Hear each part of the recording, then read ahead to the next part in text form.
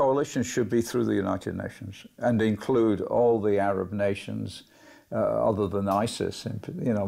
Well, speaking of which, you said once that the world needs a breed of politicians who are prepared to sit down with one another rather than sending young men to kill each other. And I wonder if something like that could be possible in the case of ISIS. Could you actually sit down and talk to these people? Well, apparently not.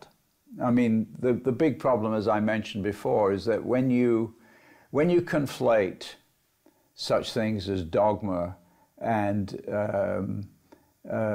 imperialism, and then you have you really have an unholy brew.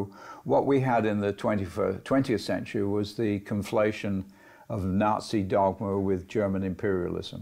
We also, to some extent, had the same of a communist dogma with maybe Russian imperialism. Absolutely, yeah. We have, certainly economically, we have American imperialism with their capitalist dogma.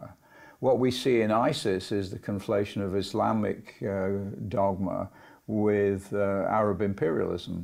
And that is a very dangerous thing, where we see the absolute brutality of pre-medieval attitudes arising in a way that we haven't really noticed for a very long time. But Mr. Kroto, I think the case could also be made that that brutality is a response to what some see as Western imperialism. There is a difference.